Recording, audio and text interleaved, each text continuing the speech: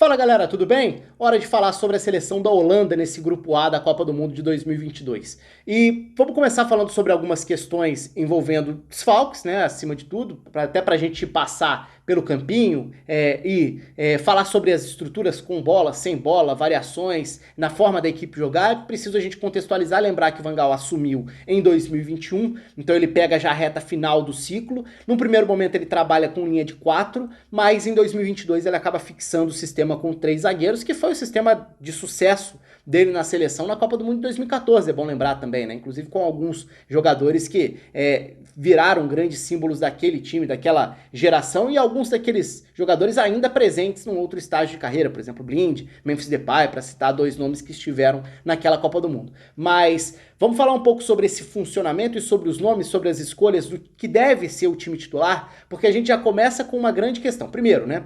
Vamos lembrar que o Wijnaldum se machucou gravemente e com isso fica fora da Copa do Mundo, não tem possibilidade de se recuperar a tempo. Pro gol, a gente já começa com uma grande questão.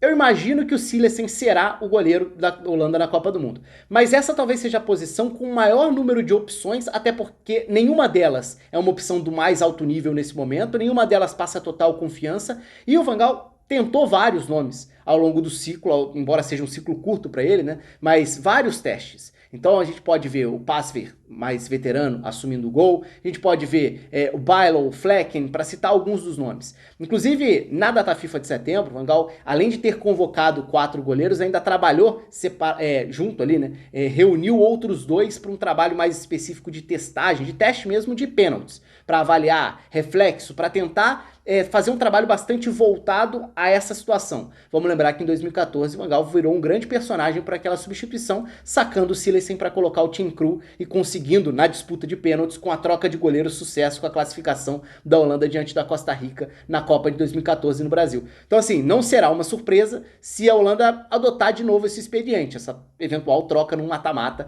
de um goleiro por outro, pensando exclusivamente na questão dos pênaltis. Mas assim, embora exista essa disputa toda pro gol, eu imagino que o Cillessen, até pela experiência que ele tem na seleção, seja o escolhido. E aí a gente vai para um setor bastante interessante, que talvez seja o mais forte da Holanda, olhando para o número de opções em relação às vagas disponíveis, que é a questão da zaga. A Holanda joga com 3 zagueiros dentro desse sistema, e tem boas opções, tem mais do que isso de opção, né? Porque, por exemplo, eu coloco aí no trio que eu imagino que será o titular para a Copa do Mundo, Timber como zagueiro pela direita, grande destaque na última Eredivisie, um zagueiro com uma capacidade de saída de bola, de construção ofensiva e valorizado, e que muito provavelmente será destaque nos próximos mercados aí em relação às várias vendas que a Eredivisie costuma ter, né? Por projetar muitos jogadores. Timber sendo esse zagueiro pela direita, Van Dijk, a grande referência dessa seleção quando a gente fala em nomes consolidados no futebol mundial, como zagueiro central.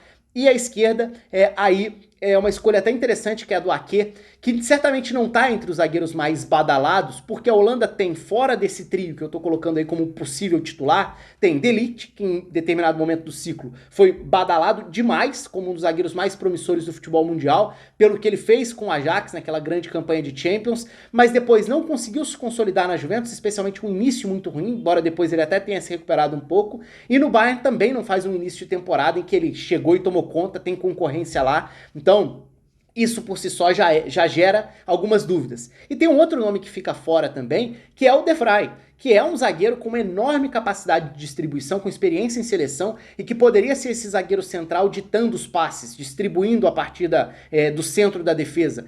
Mas aí tem algumas explicações para isso. Do De Ligt talvez seja uma questão mais de momento, de confiança ou falta de confiança no nível recente do zagueiro.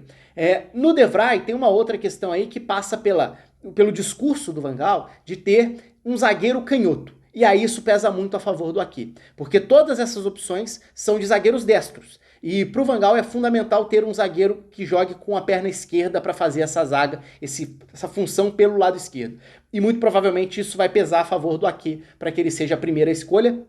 Claro, existe a possibilidade do Blind também ser puxado para fazer um zagueiro pela esquerda, é algo que ele já fez várias vezes ao longo da carreira, inclusive com o próprio Van Gaal, mas imagina o Blind na ala pela esquerda. Embora a Holanda até tenha outras opções, nem vou entrar em todas elas aqui, mas eu imagino a Holanda partindo desse princípio. Então, com 2 alas, o Dumfries na direita, o Blind na esquerda, são alas de perfis muito diferentes, isso vai ficar claro na forma da Holanda atacar e iniciar sua saída de bola. O meio-campo, como eu falei, perdeu o Wijnaldum e tem opções mais limitadas nessa faixa do campo, então vamos ficar de olho em qual vai ser o momento do Gravenberch até chegar à Copa do Mundo, que é um jogador bastante promissor, mas também tem menos minutagem a partir do momento em que sai da Eredivisie para jogar no Bayern.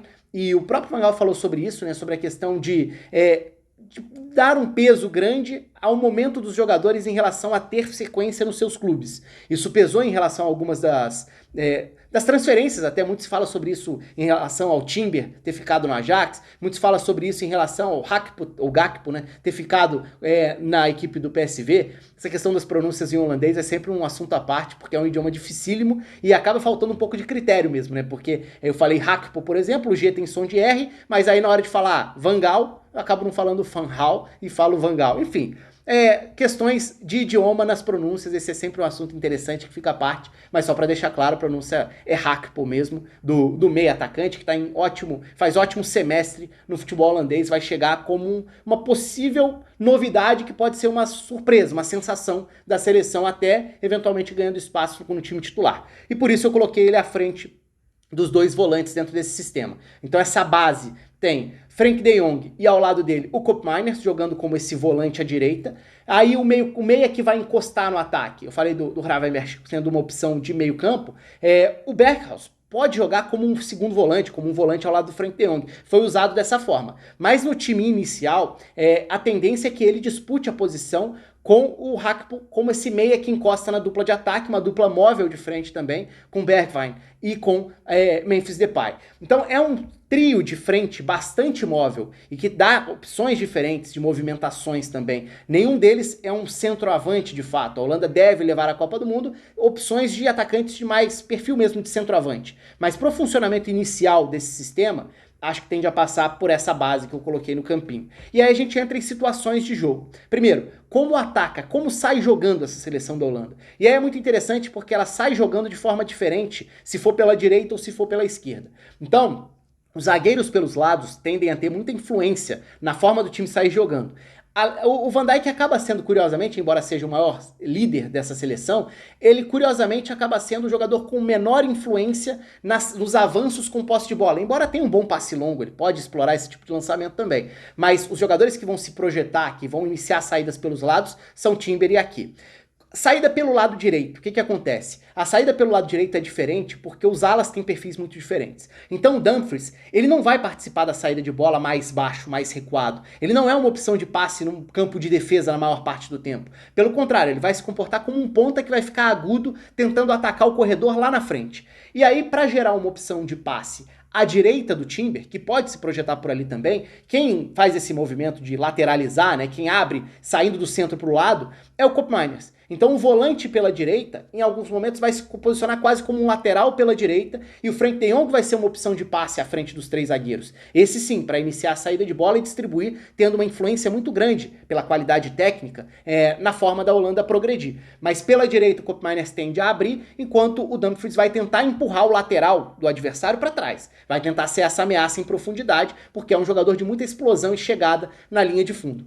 O que é bastante diferente da forma da Holanda sair jogando pelo lado esquerdo. Porque pela esquerda, o Blind não é esse jogador da força, da velocidade, da chegada à linha de fundo. Ele é muito mais um passador, mais lento. E ele sim se coloca mais próximo da base da saída de bola. Então, embora seja um ala, ele não vai se comportar como ponta na maior parte do tempo. Vou citar já o momento em que ele vai aparecer como ponta. Então, no momento de saída de bola pela esquerda, o Blind tende a se posicionar numa segunda altura ali pelo lado esquerdo. O Ake vai tentar fazer esse passe que vai avançar. O Frenkie de Jong naturalmente é uma opção de passe para iniciar essa saída por dentro. O Koopmeiners nesse cenário vai estar mais por dentro também. E o Blind vai receber como um ala. Quem tende a cair pela ponta, aí passa a ser o trio de frente, que tem jogadores muito móveis e que são acostumados a jogar com pontas, né? Então, por exemplo, Memphis Depay pode virar uma opção na ponta esquerda. O Gakpo é um ponta pela esquerda, embora nesse desenho vire um meia, um 10 encostando na dupla de ataque. Ele ou o Berghaus, né? São jogadores diferentes, mas ambos com experiência de lado de campo. O Hakpo tá mais no início de carreira, é mais esse ponta, mas no momento com bola de saída de construção pela esquerda, um dos homens de frente, um desse trio no mínimo, vai cair por ali para virar uma ameaça como ponta. E como são jogadores dribladores que sabem receber, partir de frente para marcação, a Holanda ganha essa ameaça com jogadores que de fato são pontas por esse setor. Então, bem diferentes as saídas pela direita e pela esquerda. Voltando ao lado direito, porque aí acho que vai se desenhar, primeiro, né, até para terminar a questão do lado esquerdo, com essa saída que aproxima jogadores pelo lado esquerdo, até por ter o Blind mais na base, por ter um dos atacantes caindo pelo setor para virar um ponta, o papel do Dumfries é importante porque ele não deixa de ser uma opção do lado oposto. Então ele é um jogador que a Holanda aproximou jogadores, criou opções de passe saindo pela esquerda. A aceleração numa inversão para o Dumfries no corredor vazio é uma forma de tentar explorar o que ele mais tem a oferecer. Força na chegada à linha de fundo. Essa capacidade física mesmo de ir à linha de fundo, de se desmarcar, de gerar problema para o adversário, se tiver no 1 contra 1 com o campo, que aí ele pode colocar na frente para tentar levar vantagem e buscar um cruzamento. Mas voltando ao lado direito, então.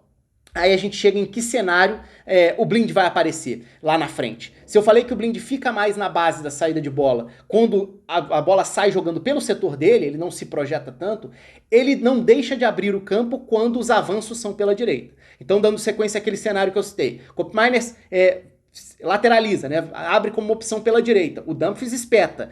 O time naturalmente vai ter os meias, um ou dois do trio de frente, se apresentando, seja o Hakpo, seja o Berghaus, seja o Bergwijn, todos esses jogadores se aproximando pelo lado direito. O Blind vai estar espetado lá do lado oposto para ser uma opção de uma inversão, de um cruzamento na segunda trave em que ele vai aparecer como esse ala, que aí sim busca a definição das jogadas. Então são perfis muito diferentes, porque de um lado você tem um jogador muito mais agressivo no Dumfries, para tentar botar velocidade, para ser acionado num lado vazio, com espaço, e do outro lado você tem um ala que vai participar muito mais na troca de passes, nos lançamentos, na organização, e que vai se posicionar para atacar a área nesse cenário de atacar o lado oposto para tentar explorar uma eventual inversão ou cruzamento na segunda trave.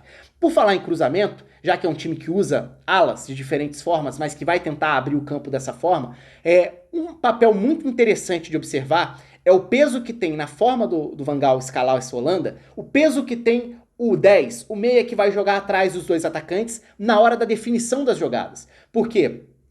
Aí eles podem inverter, já que são 3 jogadores móveis, como eu já falei, eles vão trocar posições. Mas uma coisa dificilmente vai se alterar. Por mais que um dos pontas, um dos trios de frente, sempre caia pela ponta, sempre seja uma opção de lado de campo, o que não muda muito é o fato de que sempre vai ter, no mínimo, um atacante para empurrar a linha de defesa para trás no momento de jogadas pelos lados. Então a Holanda chegou, por exemplo, pela direita, com Dumfries espetado, com Bergwijn caindo por aquele setor para ser uma opção de tabela. A Holanda chegou mais próxima da linha de fundo. O Memphis Depay, por exemplo, como 9 nesse cenário, vai empurrar os zagueiros para trás, a linha de defesa para trás, atacando a pequena área. E o meia que vem por trás sempre vai ser uma opção de finalização procurada, atacando a marca do pênalti. O espaço entre a marca do pênalti e a meia-lua. Sempre tentando explorar essa entrada da área como um cara que vem de trás e que pode aproveitar o fato do 9 ou dos 2 atacantes terem empurrado a primeira linha para trás, gerando assim espaço para quem chega de frente definir. E é algo que tem muito a ver com a história do Van Gaal, se a gente for voltar lá atrás, dos anos 90, a forma do Ajax jogar, sempre com essa figura do cara atrás do 9 que faz muitos gols, que chega para finalizar nessa faixa do campo. E esse aspecto, embora muita coisa tenha mudado de lá para cá, dá para achar e observar como algo em comum em relação aos times do Van Gaal na história com esse agora. Então, em alguns momentos foi o Klaassen quem fez essa função, perdeu um pouco de espaço teoricamente, o Berghaus virou a primeira opção, mas a ascensão do Hakpo pode fazer com que ele seja o cara nessa Copa do Mundo. E ele é um jogador com potencial para se destacar na Copa, porque individualmente faz uma temporada, faz um ano muito bom no PSV. Então é um nome para a gente prestar atenção dentro de todo esse mecanismo. E é hora de se defender, né? Eu falei muito sobre a forma da Holanda atacar. E a hora da Holanda se defender? A Holanda tende a se fechar com uma linha com 5, 2 volantes, o camisa 10, né, esse meia avançado à frente, e a dupla de ataque. Então vai ser um 5-2-1-2, que pode ser um 5-2-3, que pode ser um 5-3-2, dependendo da distribuição dessas peças do meio para frente. O que não muda é a linha com 5 no momento sem a bola e a proteção dos 2 volantes à frente dessa linha. E aí é algo bastante importante, porque se o trio de frente não contribuir muito, essa dupla de volantes vai ficar sobrecarregada e os adversários podem gerar espaços a partir dos encaixes que vão fazer com que os zagueiros se desprendam dessa linha. Então, os três zagueiros, mas principalmente os zagueiros pelos lados, eles tendem a sair para essas perseguições mais curtas, caso um atacante adversário circule por aquele setor. Isso vai fazer com que, embora a Holanda jogue com uma linha de 5, em vários momentos os alas fechem. Por quê? Porque eles percebem a necessidade de encurtar as distâncias na primeira linha, porque um dos jogadores saiu para dar o bote, saiu para dar o combate. Até por isso, e por não ter tanta ajuda de uma segunda linha com meias abertos, com pontas, já que a Holanda não ataca, não tem pontas nessa sua formação, em alguns momentos o espaço pelos lados fica aberto para o adversário, mesmo com a Holanda tendo uma linha de 5, porque é uma forma de tentar priorizar a defesa por dentro. Esse é um ponto para a gente prestar atenção. Um outro detalhe é, no meio-campo, contra um adversário que jogue, vamos lá, num 4-3-3, por exemplo, o encaixe vai ser muito natural. A Holanda vai encaixar individualmente 3 contra 3. Então vai ter essa figura do 10 encaixando no primeiro volante adversário e os dois volantes encaixando nos dois meio-campistas adversários. Isso pode mudar de acordo com o sistema do adversário e talvez o Van Gaal até opte por baixar um dos dois atacantes para fazer uma espécie de um quadrado no meio-campo, caso o adversário tenha 4 jogadores nesse setor, para manter essa igualdade numérica, para não ficar em desvantagem nesse setor. Mas é essa forma da Holanda basicamente, inicialmente, se defender. Enfim, é uma Holanda que tem sido uma seleção muito instável ao longo dos anos, né, de muitos altos e baixos, capaz de grandes resultados e de grandes decepções. Quando a gente olha para esse século, a gente vê muito essa montanha-russa aí da seleção holandesa. Tem bons jogadores, tem um trabalho que cresceu desde que o Van Gaal assumiu. Vamos ver de que forma chega a Copa do Mundo nesse grupo difícil, nesse grupo desafiador. Acho que é um grupo interessante, de bons jogos que a gente deve ter no grupo A. Um abraço para todo mundo, o espaço está aberto. Até a próxima.